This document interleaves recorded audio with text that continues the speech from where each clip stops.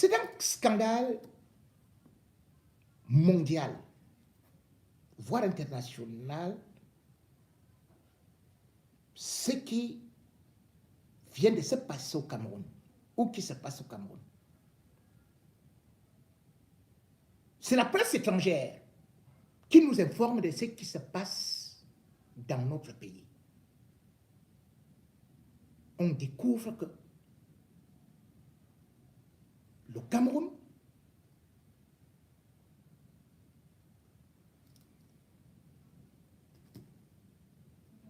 du grand panafricaniste Paul Biya est parti signer des accords clandestins avec celui que les panafricains comme les Bandakani menaçaient et continuent à menacer. Donald Trump. Rappelez-vous que les Bandakani se sont assis à la télé pour nous dire que Donald Trump n'aimait pas Paul Biya. Et rappelez-vous qu'ils ont même dit avec les budgets qu'ils allaient faire la guerre contre les États-Unis parce que Paul Biya tient tête aux Occidentaux. Rappelez-vous qu'ils ont dit que il y avait les satellites, les machins, les missiles qui venaient atterrir au Cameroun et que c'était envoyé par Donald Trump qui est prêt à venir faire ceci et cela. Et que Paul Biya a tout refusé. Parce que Paul Biya, aujourd'hui, il y a la richesse au Cameroun, il veut garder son pays et tout, et il protège l'Afrique. C'est le plus grand sage. Hurrah! Et ils nous ont dit que Paul Biya ne pouvait pas accepter une déportation. Regardez ce qu'on est en train de faire. Les autres accords, comme on signe. Regardez, un type comme Ouattara. Il peut m'accepter qu'on déporte les Africains. Regardez. Comme... Mais là-bas, ce n'est pas Ouattara. Là-bas, ce n'est pas Macky Sall qui n'est même plus président. Là-bas, ce n'est pas les présidents qu'on nous présentait comme les suppôts de l'impérialisme. Mais c'est Paul Biya. C'est le Cameroun où on découvre que 17 personnes qui ne sont même pas d'origine camerounaise sont partis clandestinement des États-Unis.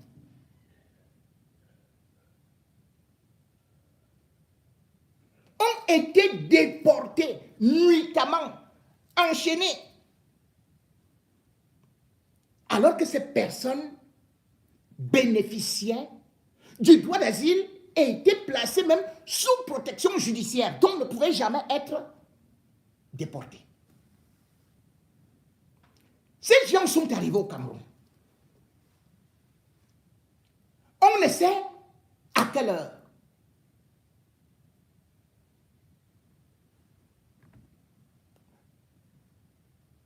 Ils ont été conduits dans des centres de détention que nous, on ne connaît pas. Parce que le régime Biya a créé des centres clandestins de détention. Une première vague est arrivée.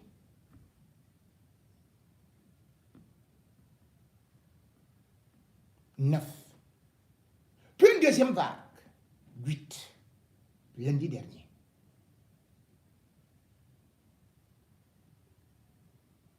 C'est dans les enquêtes des journalistes indépendants qu'on apprend à travers la presse américaine qu'il y a quelque chose de grave qui est en train de se passer au Cameroun. Qu'on a fait venir des gens qui seraient ou des Zimbabwéens, des Ghanéens, ou des... Bref, tout, sauf des Camerounais. Aucune information de notre presse nationale, aucune information de nos dirigeants, du ministre de la Communication, du gouvernement, alors que l'affaire est assez grave. Parce que nulle part au monde, même quand Paul Kagame a accepté cela, et il est partout ailleurs, il a informé son peuple. Toute l'Afrique était au courant. Le monde entier était au courant. Et on connaissait les clauses du contrat ou de ces contrats. On a cité tous les pays où Donald Trump voulait déporter des gens qu'on disait des grands brigands ou alors des migrants qu'on ne veut plus dans leur pays, des sans-papiers et consorts, et que lui ne pouvait pas garder chez lui. Il a donc choisi certains dépotoirs. Tous ont été cités. Sauf le Cameroun. On ne pouvait pas imaginer ça.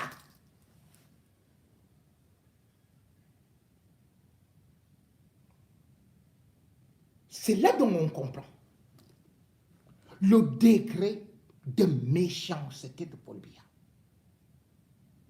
qui est prêt à vendre le peuple africain, à vendre son pays, pourvu qu'il reste au pouvoir, pourvu qu'il soit reconnu par les Occidentaux.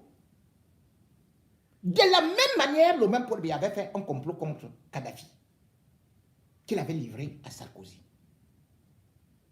Mais ici, il faut savoir que c'est une opération de survie. Rappelez-vous,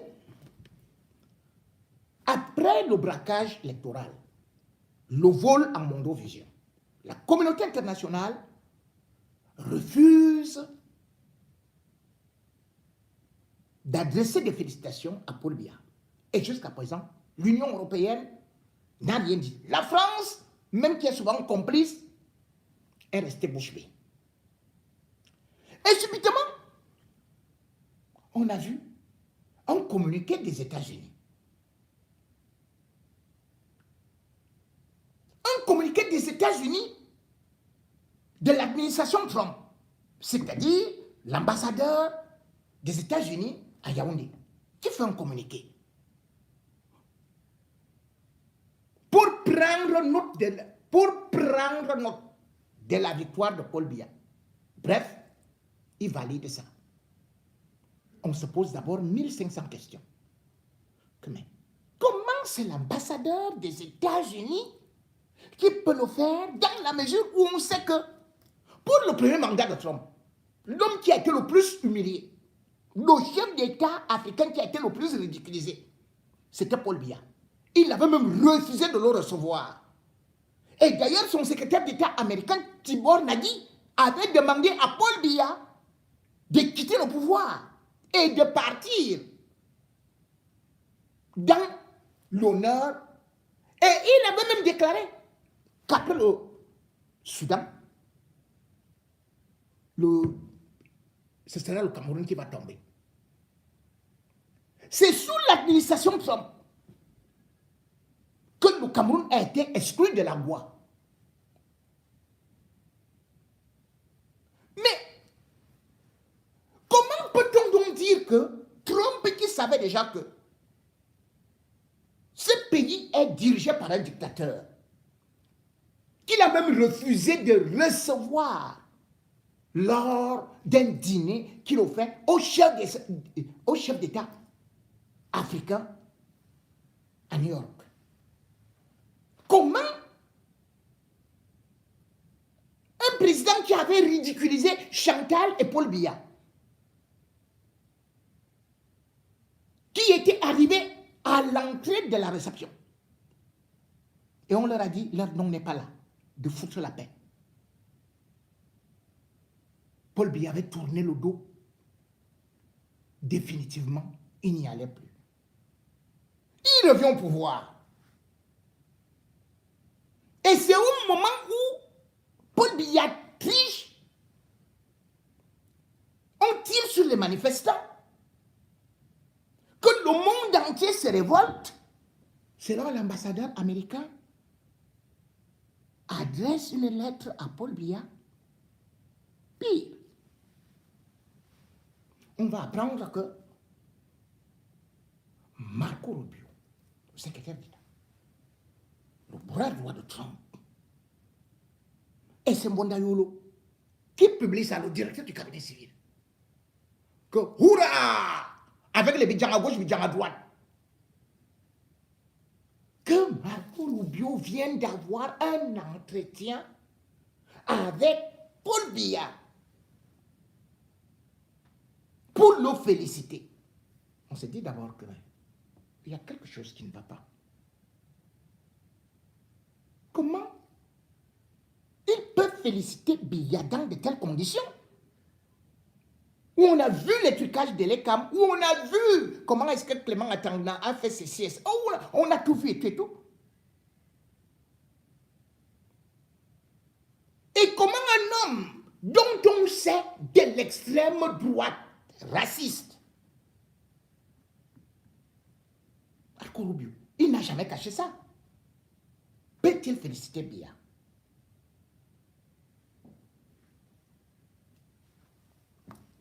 On se disait peut-être que c'était fake et tout ça. C'est après maintenant qu'on comprend.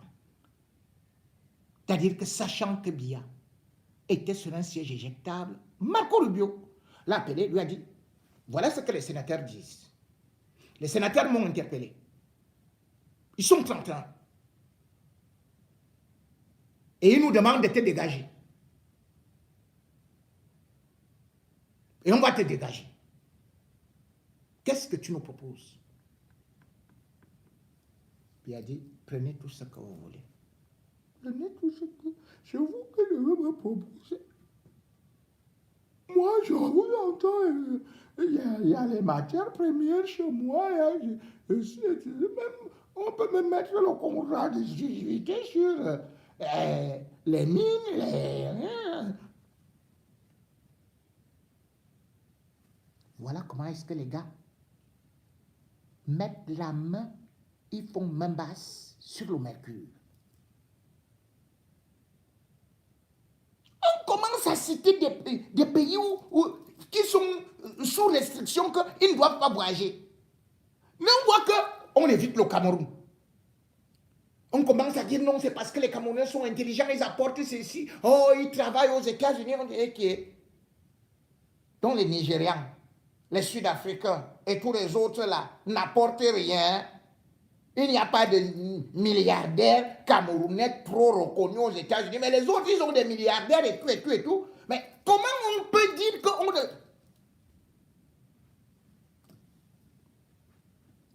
C'est parce que Biya avait déjà accepté être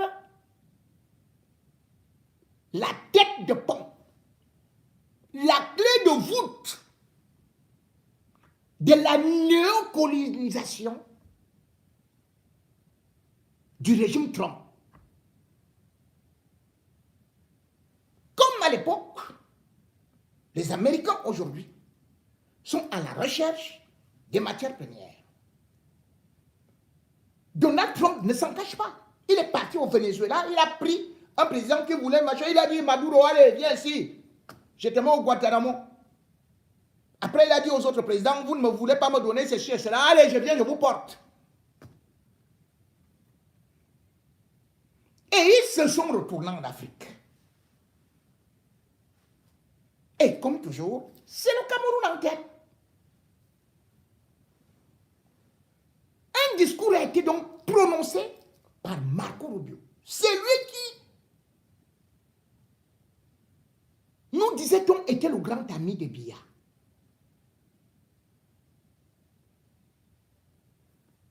Écoutez,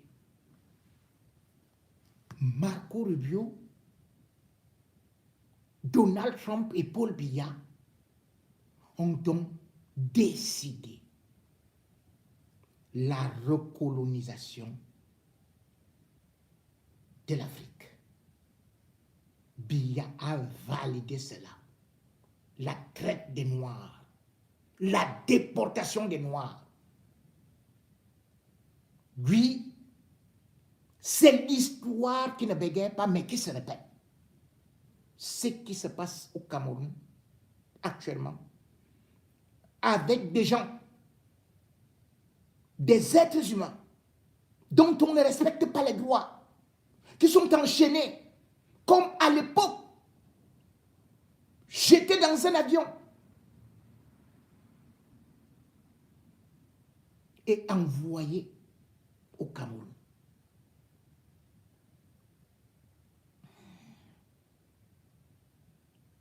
Ce n'est pas une simple affaire. Comme je vous ai dit, Marco Rubio et Donald Trump ne s'en cachent pas. Il faut recoloniser l'Afrique. Il faut dicter. Il faut choisir ce qu'on veut exploiter.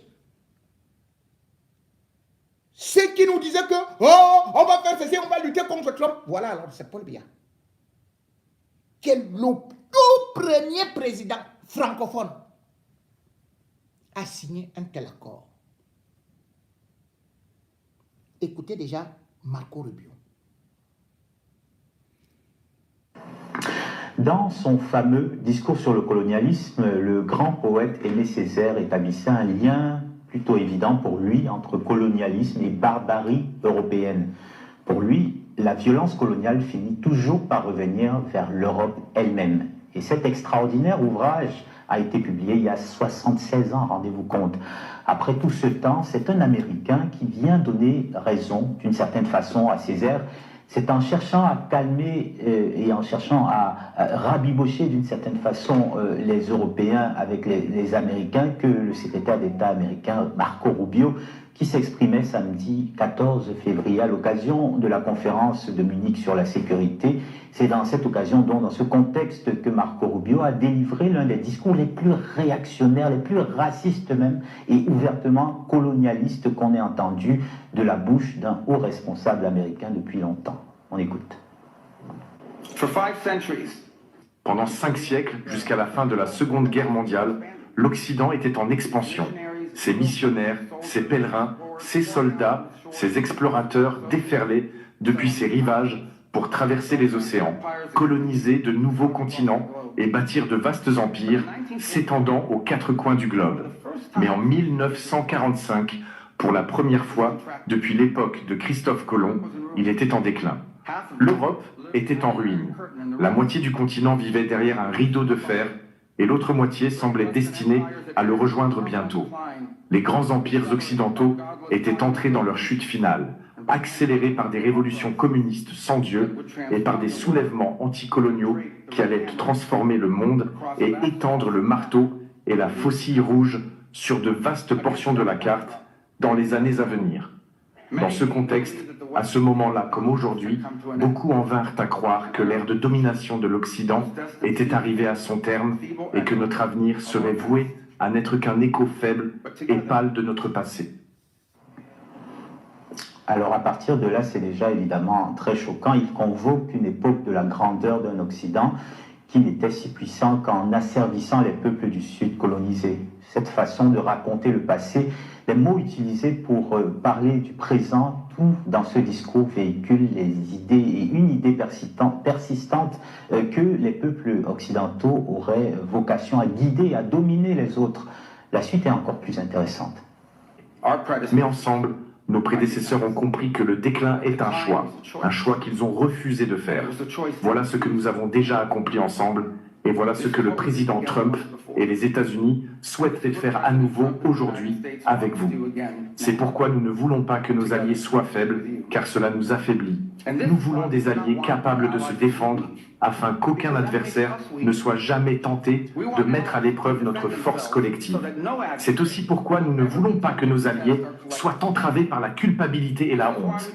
Nous voulons des alliés fiers de leur culture et de leur héritage, conscients d'être les héritiers d'une même grande et noble civilisation, et prêts, avec nous, à la défendre. Et c'est pourquoi nous ne voulons pas que nos alliés se contentent de rationaliser un statu quo défaillant au lieu d'affronter ce qu'il faut faire pour y remédier, car nous, en Amérique, n'avons aucun intérêt à être les gestionnaires polis et ordonnés du déclin organisé de l'Occident.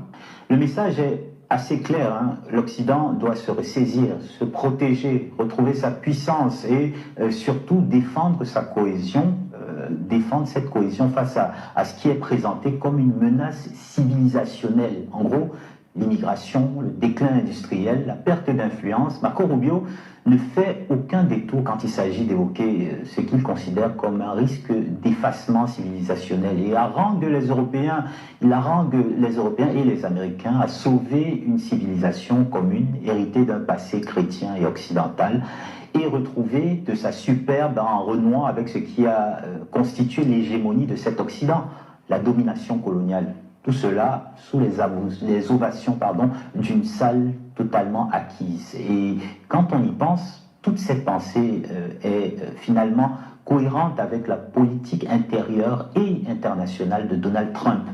En kidnappant Nicolas Maduro et en prenant le contrôle des ressources pétrolières du Venezuela, un État souverain, Trump et Rubio nous ramènent aux pires pratiques du passé impérialiste, avec cette vieille logique de l'emprise sur les minerais et les ressources comme gage de puissance.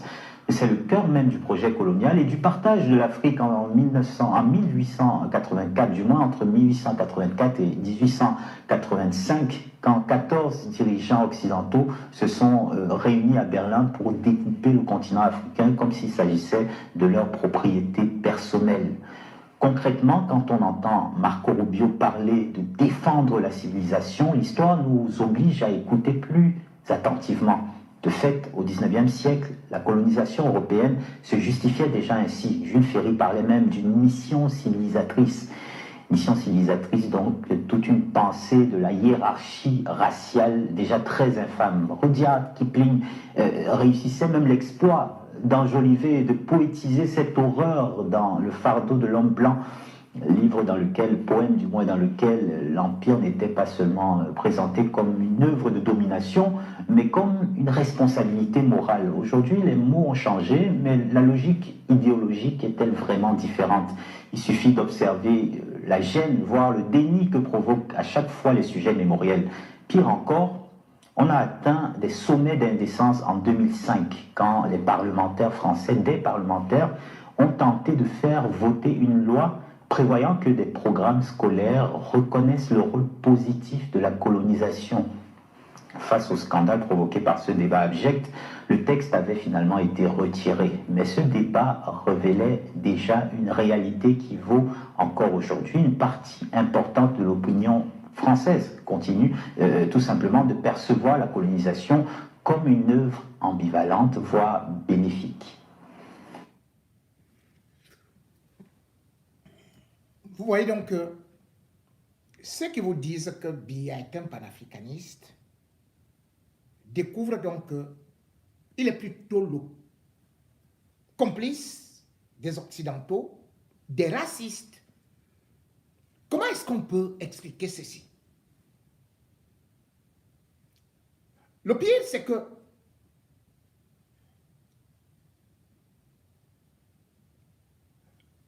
Biya, le Cameroun, a ratifié certains accords. Un chef d'État ne peut pas se lever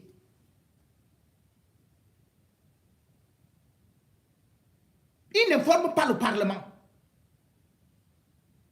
les deux chambres. Il n'informe pas son peuple. On découvre plutôt par un journal extérieur qu'on est en train de déporter des gens chez nous, qui sont soit des Marocains, des Zimbabwéens, des ceci, et peut-être même des mercenaires.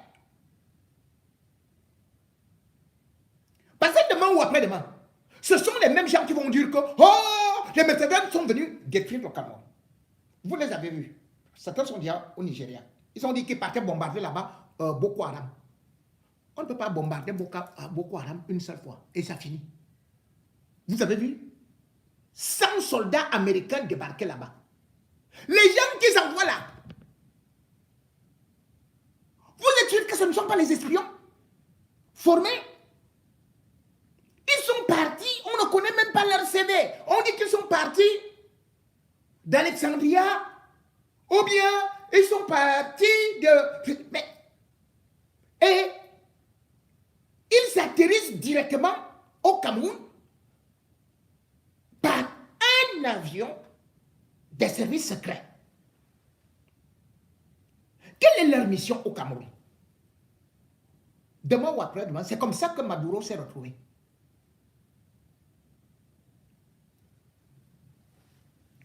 Et quand on parle d'un certain nombre de choses, ça ne sert à rien de dire que le Cameroun, c'est encore un État. Voilà un pays qui ne respecte, par exemple, pas ce qu'on appelle le droit humanitaire de 1951 sur la protection des sont les hommes les plus puissants du monde. Ah, voilà Paul Biya. Numéro 3, je veux dire Vladimir Poutine. Numéro 2, je veux dire Xi Jinping, le président chinois. Et numéro 1, le président Paul Biya. C'est indécent. Le président Paul Biya est un apôtre de la paix et je dois même dire qu'il va au-delà de Jésus-Christ parce que comment il peut dire une chose pareille? Parce que, effectivement, le président doit aller au-delà de Jésus. Cette émission, c'est pour dire à l'ambassadeur américain, va dire à ton président là, l'homme là, que son plan, nous connaissons. Le Cameroun vous attend, on connaît vos plans. On vous attend. On veut réussir partout ailleurs là. Et tentez pas le Cameroun. Donc, toi, l'ambassadeur américain qui est assis là-bas, c'est le message que nous envoyons, le NFP envoie, que nous dit ça à Donald Trump. S'il veut, ça dit que s'il veut voir le feu, il doit aller au Cameroun.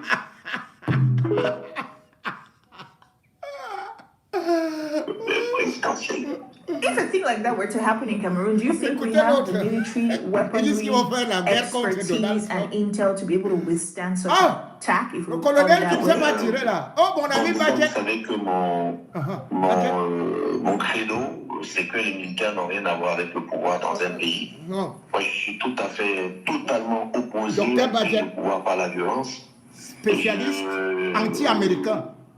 Je veux dire que je suis pour des transitions qui sont pacifiques. Donc, quel que soit le cas, quel que soit le temps que cela prend, je dois vous dire que les forces de défense camerounaises, c'est une armée qui est professionnelle et qu'il faut faire très très attention à un pays qui sait se regrouper. C'est quelqu'un qui disait que un pays uni est invincible. Donc, c'est un peu la facilité qui fait qu'aujourd'hui, une action comme ça peut être fructueuse au niveau du Venezuela et que le cas ne peut pas se faire de façon parallèle dans un pays comme le Cameroun, où l'armée est quand même très bien constituée.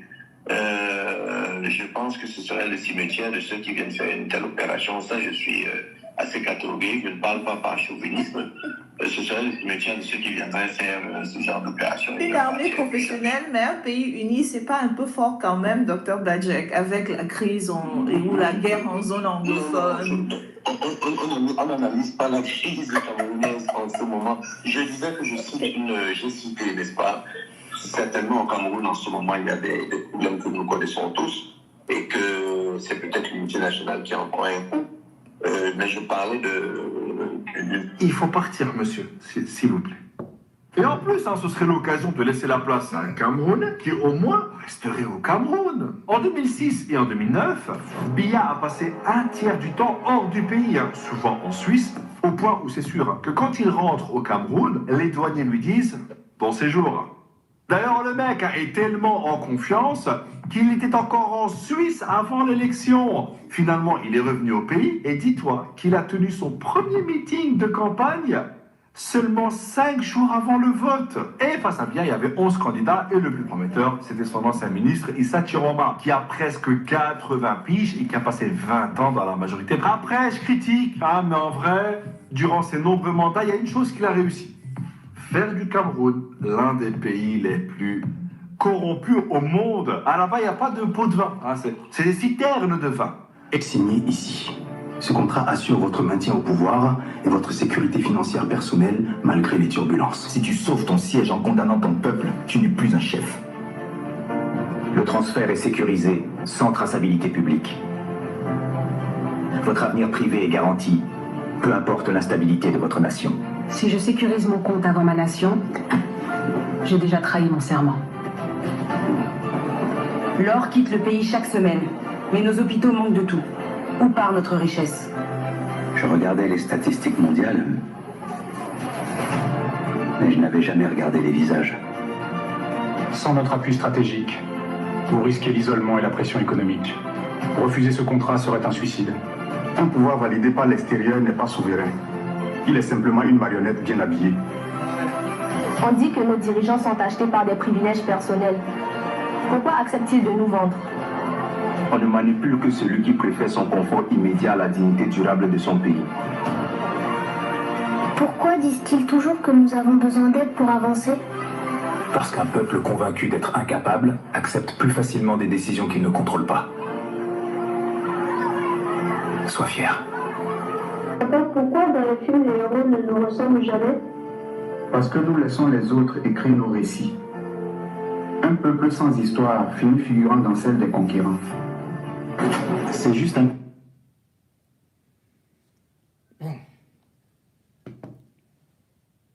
Vous voyez donc ici, Biya utilise le Cameroun comme sa propriété privée. Donc personne ne sait ce qui se trouve dans l'accord. Mais une chose est sûre, c'est pour sauver son pouvoir. Une chose est sûre, c'est pour mourir au pouvoir. Une chose est sûre, c'est parce qu'il est convaincu que, avec cela, ce qui arrive à Maduro, ce qui arrive à d'autres, ne va pas lui arriver. Mais Biya oublie l'histoire. Avant lui, les Mobutu ont tout offert aux Américains, ont tout offert également à Israël. L'armée de Mobutu était formée par les Israéliens. Et d'ailleurs, c'est Mobutu qui va conseiller à Paul Biya de prendre les Israéliens dans sa sécurité. C'est Mobutu qui va dire à Biya que non, tourne un peu le dos aux Français, qui d'ailleurs l'appuient aussi. Mais ce que Mobutu ignorait, c'est que les Occidentaux, ils font semblant d'avoir des discours dissonants. Mais quand ils ont leurs intérêts, ils savent se réunir contre ces chefaillons, ces esclavagistes africains que nous appelons chefs d'État. Ils ne sont pas des chefs d'État. Ils ne sont utilisés par des puissances extérieures que contre leur propre peuple. Ils ne sont utilisés que pour vendre leur pays, que pour livrer leurs matières premières.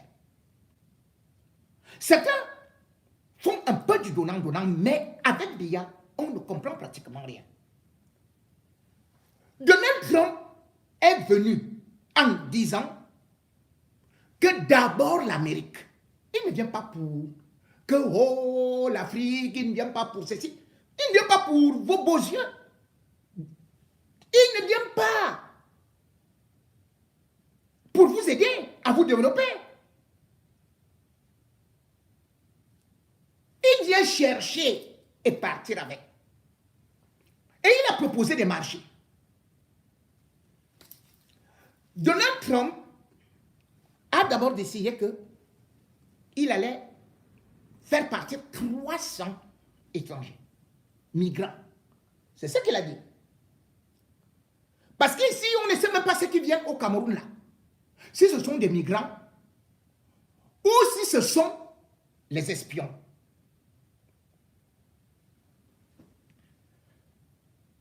Parce que ceux des autres pays, on a vu des contrats, on connaît leur identité. Mais la part du Cameroun, là, ça vient de la Louisiane, ça vient d'Alexandria, ça décolle nuitamment par un avion de la sécurité intérieure, ça atterrit et on ne sait pas quelles sont leurs véritables missions. Or, les contrats de Trump avec les autres pays africains. Donald Trump a posé sur la table 40 millions de dollars.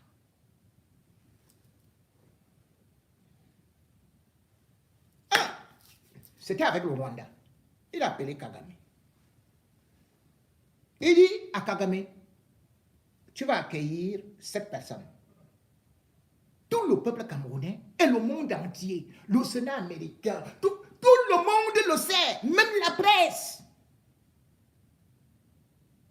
C'est que là-bas, Kagame a accepté et il y a eu un contrat signé.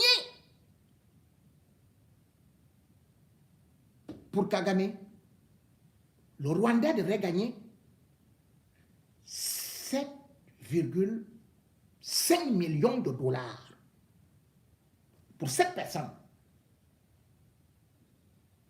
Ce qui signifie que si vous accueillez 7 personnes, cela veut dire qu'une personne, c'est plus d'1 million de dollars.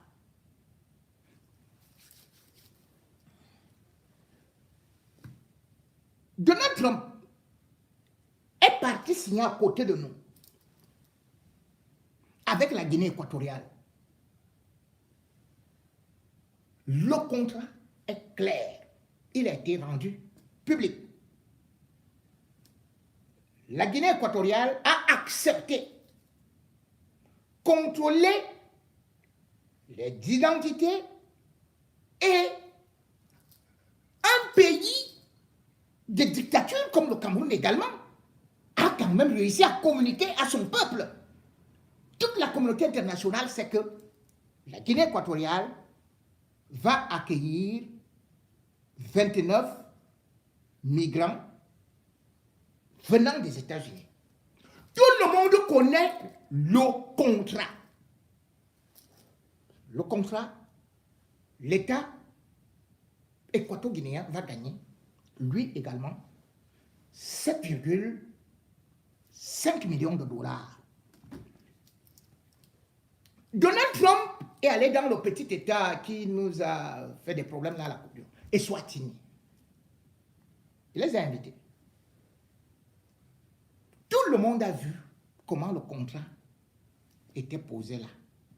Donald Trump a dit, et on a communiqué, que Eswatini devait accueillir 15 migrants et que cela devait rapporter à Eswatini 5,1 millions de dollars.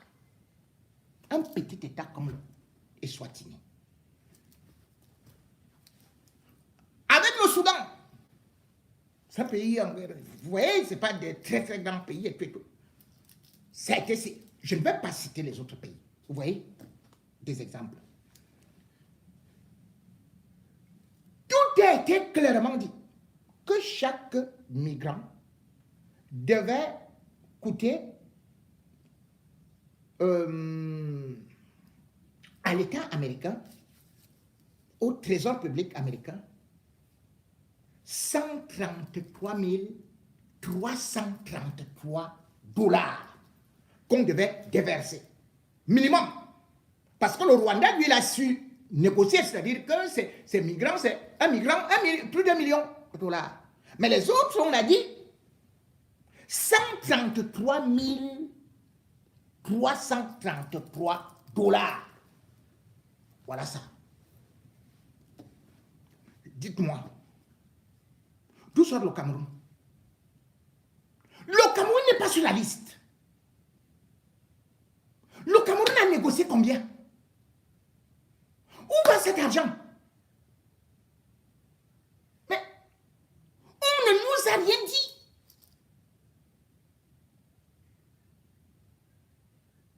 Paul Biya, cependant, ne sait pas justement que c'est par là qu'il va tomber. Donald Trump ne peut pas être son ami. Ces gens croient que les Américains vont les aider. Ils sont en train d'acheter la communauté internationale. Or, Donald Trump, lui, il va faire comme ses prédécesseurs. Bokassa avait fait ça.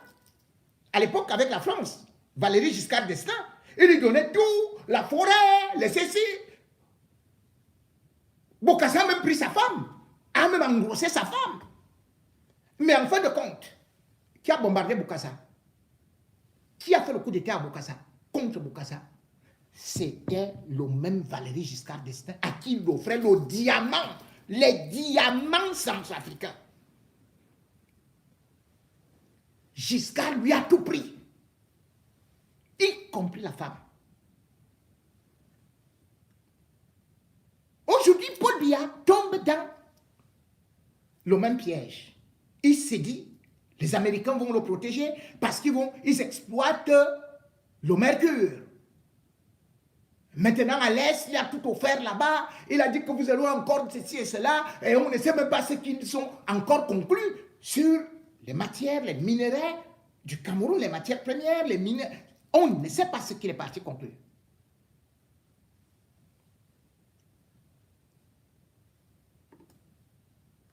Le Cameroun a signé en 2017.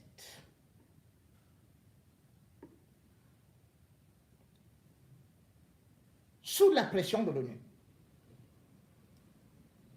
Après avoir eu à faire un certain nombre de délits sur les droits de l'homme.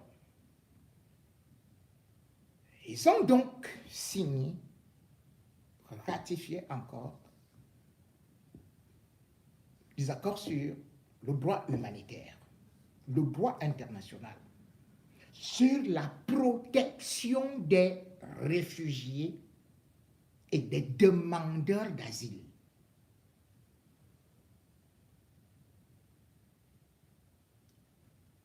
Le Cameroun est aujourd'hui regardé de très très près comme un État voyou. Et le Cameroun utilise encore des méthodes des États voyous. Puisque si vous savez que le HCR, prenons même seulement le droit international, l'ONU, on va vous demander, les gens que vous avez accueillis chez vous là, c'est en fonction de quoi? Ah non, on a le droit d'accueillir chez nous tout le monde que nous voulons et tout ça. Oh non, non, non, non. D'ailleurs, ils ont arrêté 4 journalistes plus un avocat. Et quand ils ont vu que la communauté internationale, la presse internationale était déjà en train de fustiger, ils ont vite libéré les journalistes en confisquant, comme ils avaient fait, quand ça, c'était à Genève, en confisquant les outils de travail. Et ils oublient que c'est des journalistes internationaux. C'est une très mauvaise publicité. De la même façon que les gars du corps de Paul Biya avaient été condamnés à Genève. Là maintenant, ils viennent encore d'ouvrir une nouvelle brèche. Le droit humanitaire, le droit d'asile, on ne peut pas déporter quelqu'un alors qu'il doit être protégé. Mais toi qui l'accueilles, surtout que les États-Unis n'ont rien signé officiellement avec toi, tu vas justifier ça comment? Demain ou après-demain? Tu accueilles des gens qui avaient demandé l'asile, qui sont placés sous protection. Tu vas les enlever et tu dis que tu vas les renvoyer chez eux. Tu vas expliquer ça comment? C'est Donald Trump qui va t'aider. Le Cameroun avait déjà été accusé.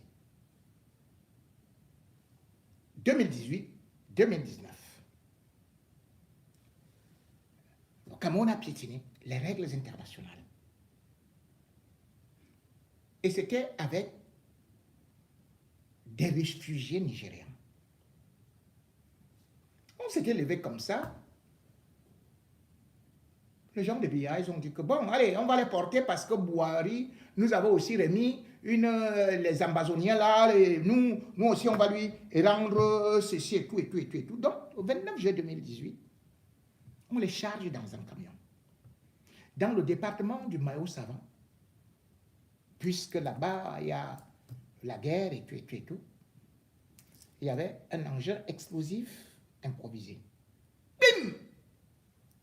Le camion a sauté. 6 militaires étaient blessés. Aussi, on nous a annoncé 6 réfugiés nigériens. Mais beaucoup plus tard, le HCR a annoncé qu'il y a eu des morts. L'État a mangé la bouche, mais cette affaire est resté consigné. Les enquêtes ont démontré que le Cameroun était un pays dangereux qui ne respectait pas, ou plutôt qui faisait la traite, les échanges avec des gens qui devaient être torturés dans leur pays d'origine qu'ils avaient eu à fuir. La même année, 800 Nigérians avaient été déportés du Cameroun vers leur pays. On n'a pas de leurs nouvelles. On ne sait pas s'ils sont même arrivés, si le Cameroun a fini avec eux quelque part, s'il y a eu des fausses communes. On n'en sait pas grand-chose. Mais ce qui est beaucoup plus grave, est que le régime Biya cherche à vouloir négocier. C'est quoi? C'est que le régime Biya est dans le rouge, l'œil du cyclone, et peut être attaqué n'importe quand. Pourquoi? Parce qu'il figure maintenant à la liste des États narcotrafiquants. Des narcotrafiquants. C'est-à-dire que aujourd'hui, le Cameroun est leader mondial dans le trafic de drogue à travers nos bateaux.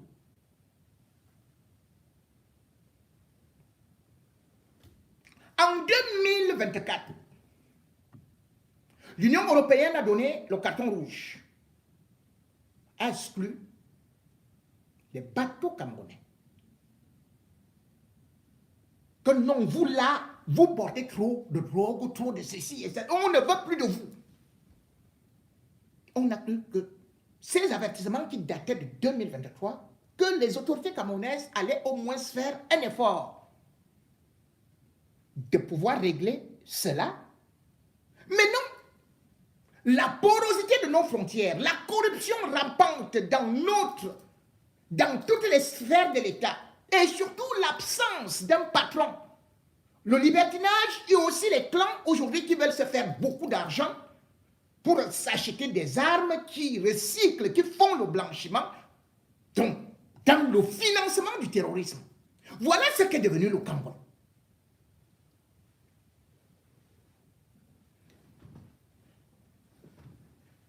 Et là-bas, vous savez très bien que quand un État est dans le trafic de drogue, faites tout ce que vous voulez. Les Américains vont l'attaquer. Ils vont l'attaquer.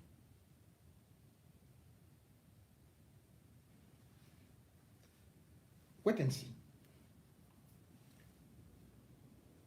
L'actualité de ces derniers jours nous montre que la situation est très dangereuse.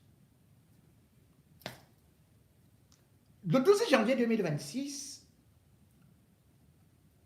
un navire battant pavillon camerounais a été arrimé au large du Tenerife, je crois, océan Atlantique, par les services secrets espagnols. Ils ont appelé ça la marine espagnole. Mais non, ce n'était pas seulement la marine espagnole. Il y avait les services secrets américains dedans. Il y avait les services secrets marocains dedans, qui contrôlent le Cameroun depuis. On les a pris fous. Et on a découvert que dans le monde, on n'avait pas eu une telle prise depuis les années 1999, où on avait eu 7000 tonnes, 7000 kilogrammes de cocaïne. Pour le Cameroun, a dépassé tous les niveaux. Près de 10 000 kg. C'est-à-dire que exactement 9 994 kg de cocaïne.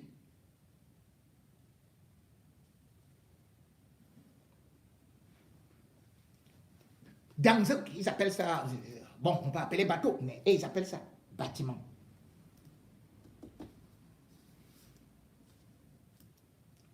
Le gouvernement camerounais n'a pas communiqué dessus. Mais des enquêtes ont réussi aujourd'hui à montrer que c'est jusqu'au sommet de l'État. Puisque dans le navire, il y avait 13 personnes. Et ce navire venait du Brésil. Ils ont dit que le navire portait du sel. Or, c'était de la cocaïne. Dans 294 sacs. Donc, c'était dissimulé. Ils ont arrêté ces gens qui sont en train de parler, qui sont en train de donner des informations. Je dis bien que ça date du 26 janvier 2026.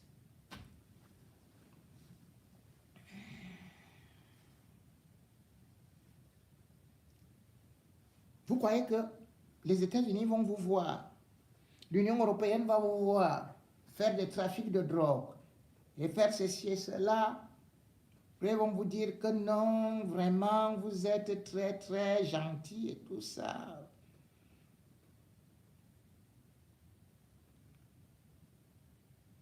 En 2025, plus exactement au mois d'août, un autre navire battant pavillon camerounais. Le nom c'était Skywhite.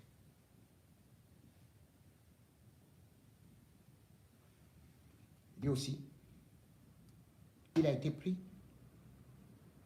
dans les larges des îles Canaries avec 3 tonnes de cocaïne. 3 tonnes de cocaïne. 3 000 kilogrammes. C'était 20 dans 20 paquets, 20 sacs, où ils disaient que c'était où la farine, ou quoi. Nous sommes en 2025 ans. Ils ne se sont pas arrêtés. En octobre, un autre navire camerounais a encore été pris. Comment est-ce qu'on appelait celui-là? Le Freedom. Il avait 6 000 kg 500. Donc 6,5 tonnes de cocaïne.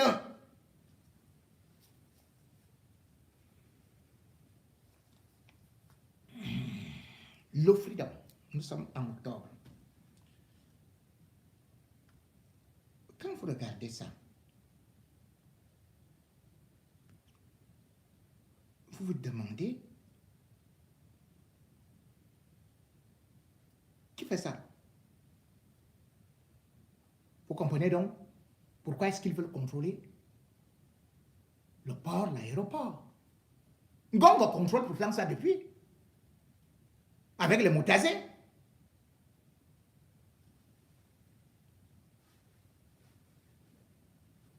Donc, voilà des navires qui viennent de partout le monde, hein? Inde, Allemagne, Brésil, ainsi de suite. Le Cameroun récolte toutes les cocaïnes du monde, les transporte, les livre. Nous sommes un pays des dealers. Le régime Biya, voilà ce qu'est devenu le Cameroun, le centre du trafic des produits illicites. C'est-à-dire que le Cameroun a a donné 200 licences. Soit disant des bateaux qui font la pêche, hein, mais ces bateaux ne servent que pour des trafics illicites. Et d'ailleurs, en 2024, on avait découvert que le Cameroun, pendant qu'on mettait l'embargo sur des produits russes, le pétrole et comme ça, un bateau camerounais, lui, il a été surpris avec du carburant russe. On croyait que c'est du carburant. Plus tard, on a vu que c'était déjà du blé. On a dit que le blé là allait ou bien en République centrafricaine, ainsi de suite. Vous voyez que nous sommes un État voyou.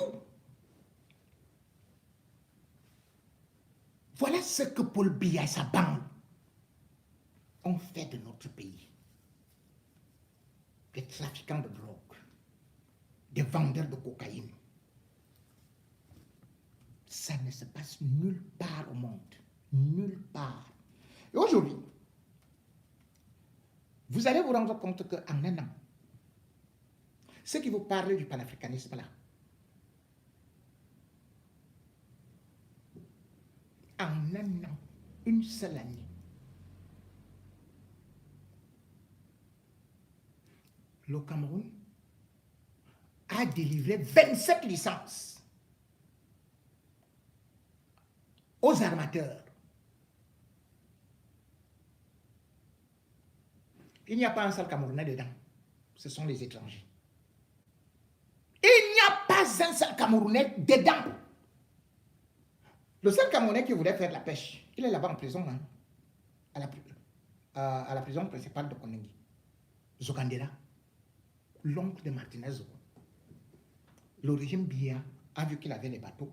On a dit quoi? Celui-ci vient faire le poisson et tout, et tout, et tout. Nous, on ne veut pas l'autosuffisance alimentaire, on ne veut pas des choses comme ça. Nous, on est des bandits. Allez, toi, tu dois partir en prison. C'est quoi cette histoire-là que tu vas faire de la pêche pour nourrir? On aime quand les gens ont faim, comme ça, on leur donne la sardine et du pain. Ils courent derrière nous chaque jour et tout, et tout. C'est quelle histoire, ça? Il est là-bas, en prison. Pendant que nous sommes là, on croit que les gens là vont se calmer. Qu'est-ce qu'on apprend? Que maintenant, à l'aéroport, et c'est lui, Paul Motazé, qui annonce ça, avec une grande joie, notre aéroport, qu'on vient de saisir, près de 3000 ou 3000 tonnes de drogue, ou 3000 combien, ou 3000 kg, oui, 3000 kg de drogue. 3000!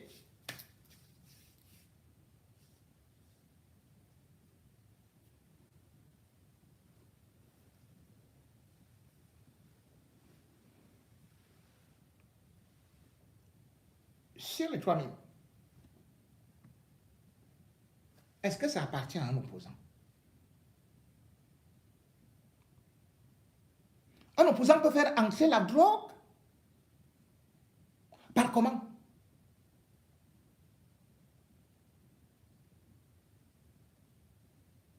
Ce qu'ils sont en train d'annoncer en dansant, parce qu'ils veulent montrer à la communauté internationale qu'ils sont en train de lutter contre le trafic de stupéfiants. Napian, c'est là où on va vous manger dans le fiang au dos. L'Occident, vous vous amusez avec les stupéfiants. Vous étiez en train d'accuser les opposants et tout et tout. Voilà donc les gens qu'on a pris chez vous. On voit que c'est vous qui délivrez les licences. C'est vous qui faites ceci. C'est vous qui êtes derrière. C'est vous.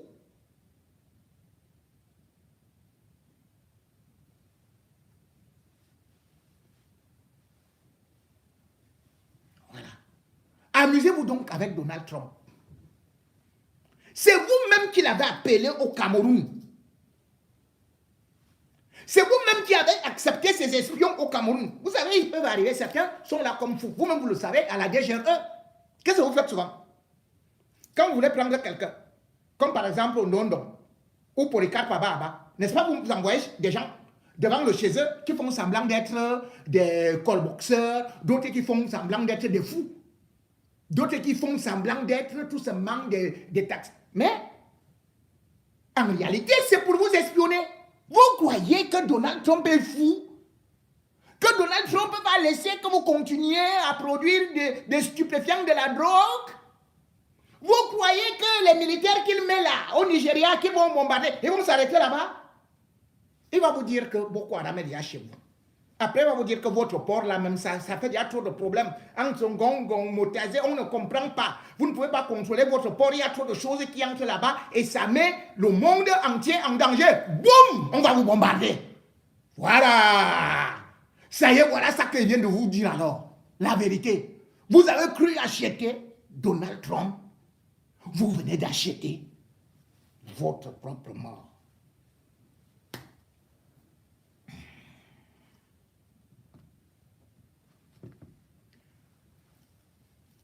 Le mensonge n'a pas de longues jambes. Vous vous rappelez que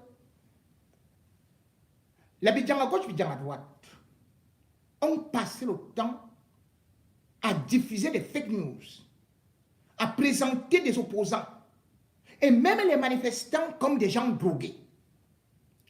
Ils ont dit qu'ils ont découvert du tramadol chez Djekam Tchameni, qu'ils ont découvert, bien évidemment, toutes sortes de drogues chez des opposants qui voulaient déstabiliser le pays. Ils ont présenté ça devant les médias internationaux. Ils vous ont dit d'ailleurs que Kamto voulait vendre le pays aux Américains, aux Français. Aujourd'hui, ce n'est donc pas Kamto qui a signé avec les États-Unis pour faire venir ou des mercenaires, ou des bandits, ou des migrants dans notre pays. Ce n'est pas Kamto, ce n'est pas un opposant. Les stupéfiants que vous avez dit, vous avez accusé l'opposition. Anissé Kane est dans la morgue. Djekam Tchameni est en prison. Issa Chiroma est en Gambie. Vous avez donc fait comment? Vous nous avez dit que c'est eux qui produisaient le tramadol. Que les enfants qui défilaient là dehors, les manifestants, qu'ils étaient drogués par les opposants. C'est ce que vous avez dit, non? À Tangadi. Tu as fait des conférences de presse pour nous le démontrer. Mais aujourd'hui, c'est vous-même qui produisez un communiqué, c'est le gouvernement. Et ce gouvernement, c'est bien le ministre des Finances, Louis-Paul Motazé. Louis-Paul Motazé, tout heureux, tout joyeux, vient donc d'écrire, enfin, de publier un communiqué pour confirmer que le Cameroun est un État voyou. Dans ce communiqué, Louis-Paul Motazé avoue que ce qu'on vient de saisir comme marchandise, de drogue, de stupéfiants, il y avait dedans les tramadol. Djekam Tchameni est en prison. Le tramadol a fait comment pour entrer au Cameroun, au pays? Qui dirige l'aéroport? Donnez-moi le nom de l'opposant qui dirige l'aéroport. Qui dirige le port de Douala? Donnez-moi l'opposant, le nom de cet opposant. Voici votre propre communiqué. Le communiqué. J'ai l'honneur de vous rendre compte. C'est lui Paul Motazé. À toutes fins utiles, que le 20 février 2026, à 8h30, dans le cadre de l'exercice de leur mission de contrôle des marchandises à l'importation,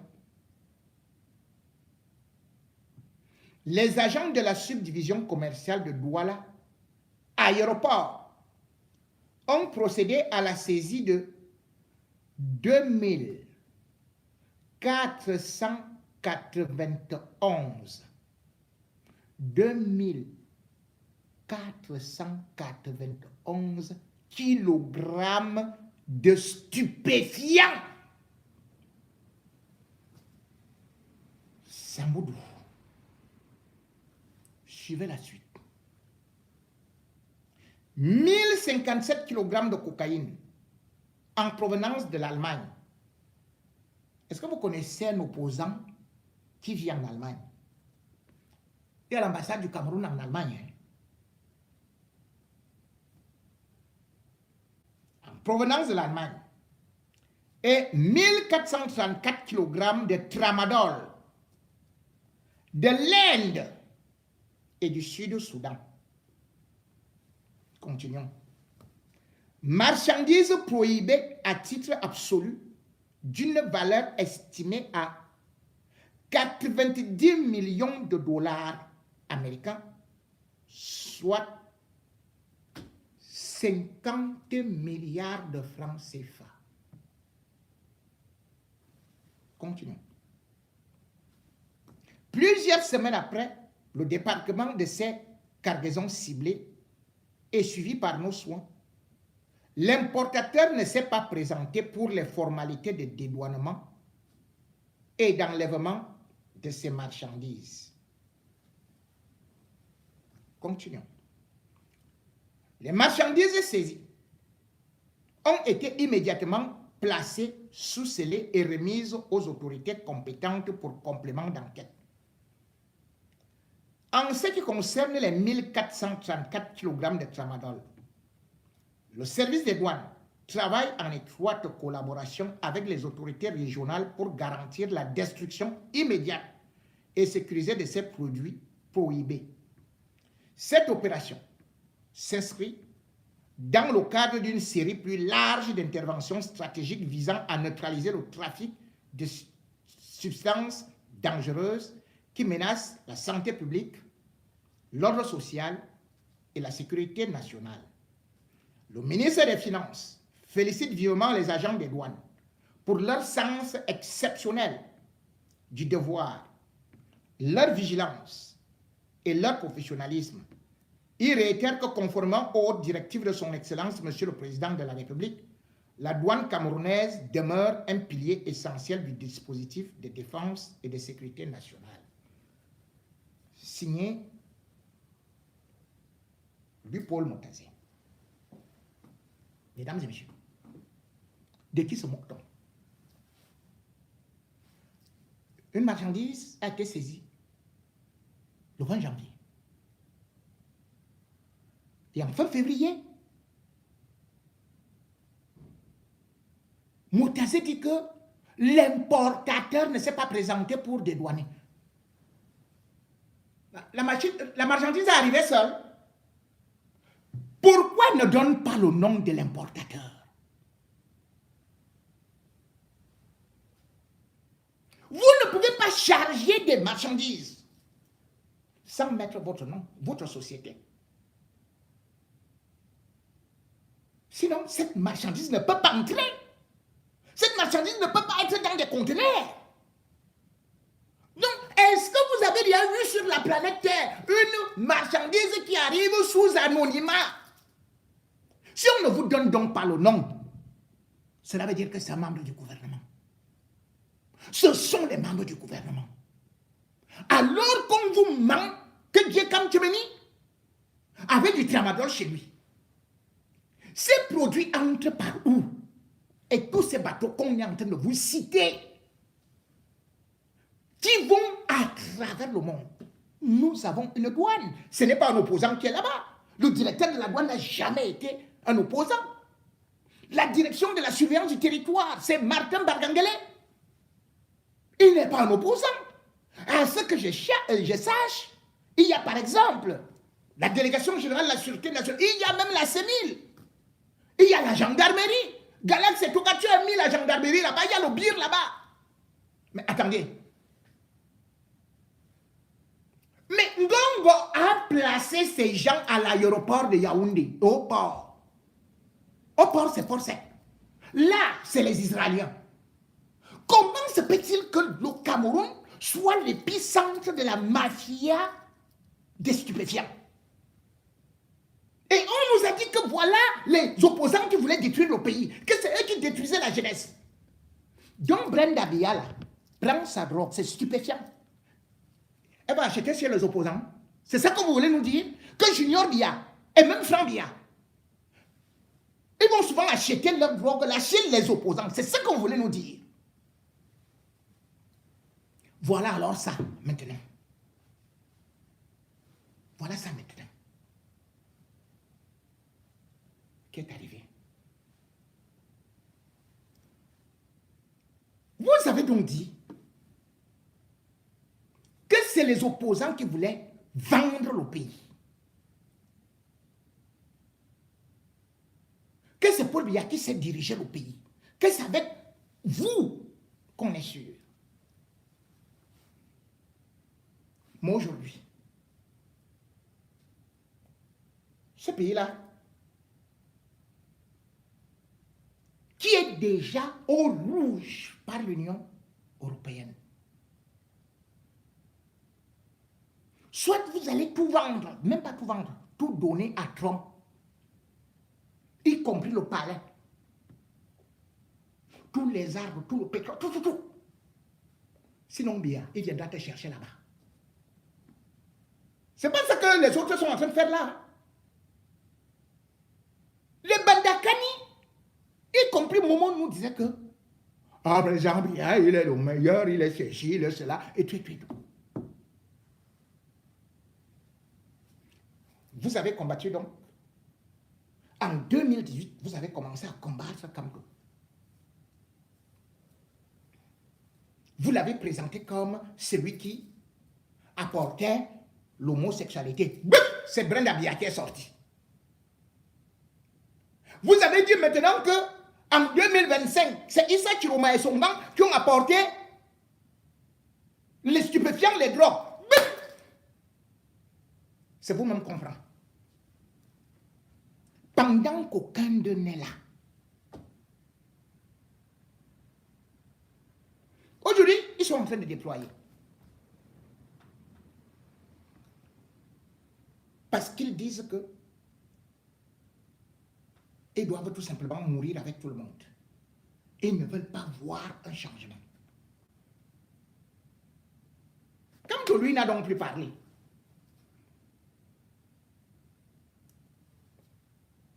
Il n'a pas parlé, non.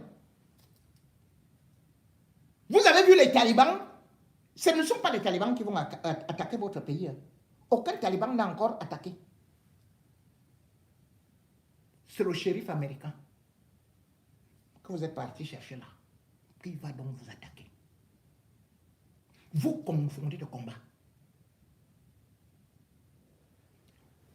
Ils sont en train de dire que, même pour l'élection législative, voilà un gang des gens qu'on doit mettre tous en prison, mais qui se donnent tellement une virginité et sont là pour salir les autres.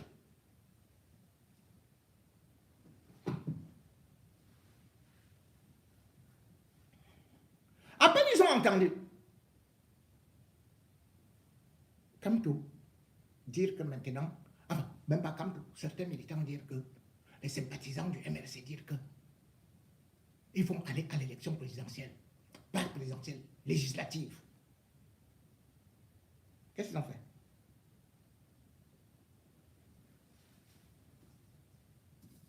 Ils ont commencé par dire que, vraiment, il y a un problème. C'est que Maurice Kamto ne devait pas être, il ne devrait même plus être à la tête du MRC.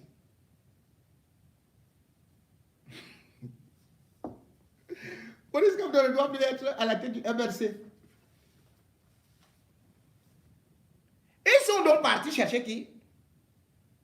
Calais Bodé. Ils ont lancé au Calais Bodé. Vous avez peur de Kamto à l'intérieur. Kamto, lui, il a dit, à la paix par les urnes.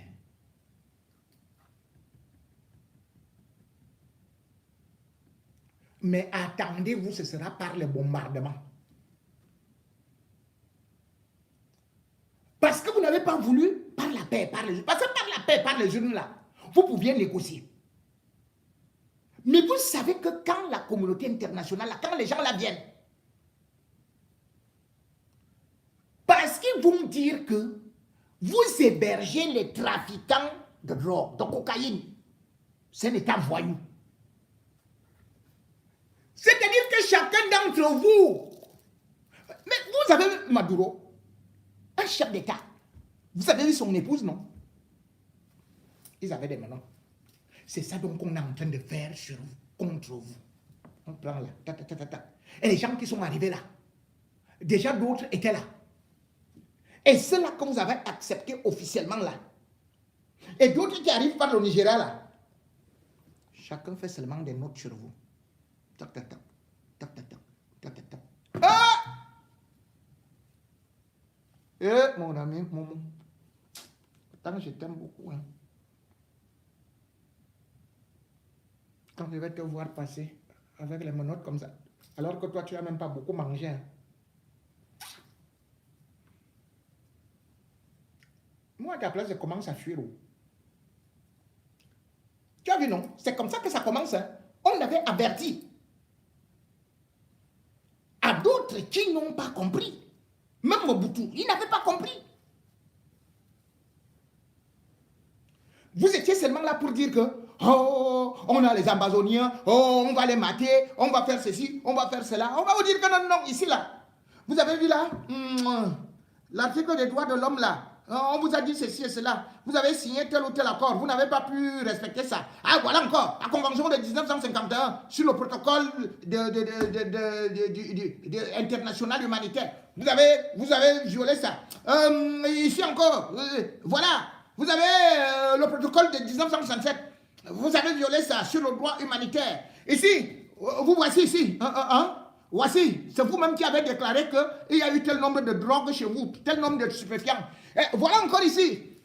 Ici, c'est tel nombre de tonnes. Là, c'est ici. C'est votre bateau ici, non? Ici, donnez-nous les noms. Et n'oubliez pas, il y a l'Ingarbou. Il y a l'Ingarbou.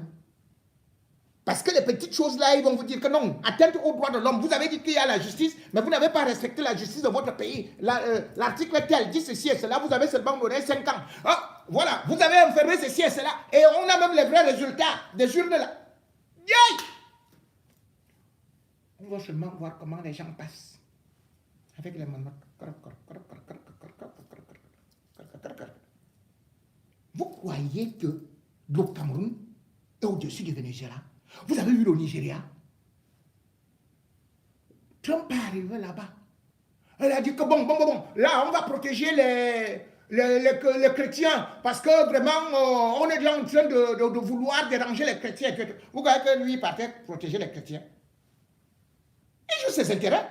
Il va se rapprocher du Cameroun. Et comme les Américains ont les intérêts au Cameroun, et que c'est vous qui faites à la fois le trafic de stupéfiants, c'est vous qui ne respectez pas les droits de l'homme. C'est vous qui faites des exécutions extrajudiciaires dans le Nozo. C'est vous qui faites des trafics d'armes. C'est vous qui polluez la sous-région. C'est vous qui partez encore clandestinement tenter la survie et la signature de quelques accords avec la Russie. C'est vous qui avez... Mais, ouais, votre cas sera très lourd. Donc ne vous occupez pas de Kamto. Laissez Kamto, laissez Issa Chiroma. Occupez-vous de l'ennemi que vous venez de faire entrer là. Lui là. Ce n'est pas l'affaire des Moulinex. Hein. N'est-ce pas qu'Atangani vous a dit qu'avec le Moulinex, on écrase les condiments. Là-bas, c'est la pierre qui vient d'entrer dans le Moulinex. Ça va commencer à... Et après le Moulinex sort de...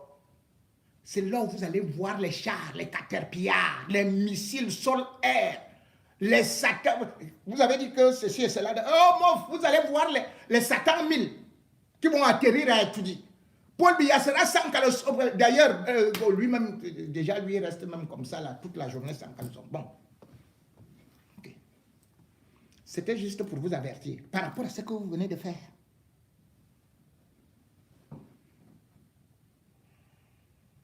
Donc, comme vous dites que vous êtes des panafricanistes là, ce ne sera pas à la haie. On ira directement avec vous à Guantanamo. Vous voyez, non? Ils ont pris leurs espions, leurs mercenaires, pour venir chez vous.